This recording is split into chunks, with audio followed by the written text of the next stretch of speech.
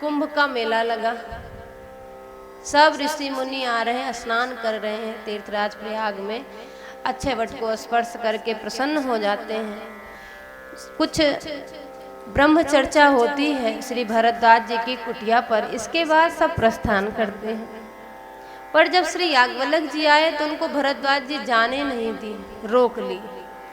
अब यहाँ पर ध्यान देने वाली बात यह है कि भरद्वाज जी ने याज्ञवल्क्य जी को रोका बड़े आदर के साथ, और सादर सादर चरण सरोज पखारे, अति पुनीत आसन बैठारे।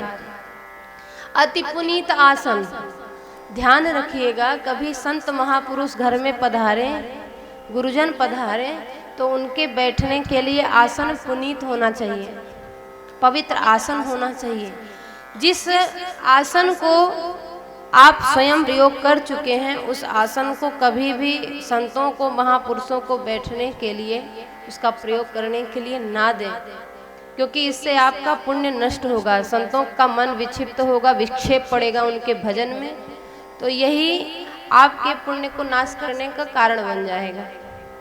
संतों से ये नहीं कहना चाहिए कि आप हमें आशीर्वाद दे दीजिए, क्योंकि आशीर्वाद कह कर के नहीं दिया जाता है। संतों की प्रसन्नता ही आशीर्वाद का कारण बन जाती है।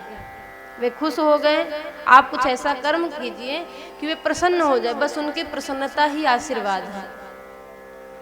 अब उनके लिए जो व्यवस्थाएं करनी है जिससे उनका भजन में मन लग जाए, तो उसके लिए उन सारी व्यवस्थाओं को ध्यान में रखना चाहिए। अति पुनीत आसन बैठारे, संतों का आगमन होने वाला हो घर में, तो घर को खूब साफ सुथरा करके, सुंदर सजा करके, सुंदर आसन लगा करके उनकी प्रतीक्षा भाव से करें। और जब आ जाएं घर में तो सादर सादर चरण सरोज पखारे, चरणों को पखार करके चरणोदक को शीश पर धारण करें, उसको ग्रहण करें, पान करें, उस चरणामृत को पान करें, पूरे घर में सिंचन कराएं। इससे ये तन भी पवित्र होगा, घर भी पवित्र होगा। ये सब शास्त्रों में नियम बताए किस प्रकार से संतों का आदर सत्कार होना चाहिए।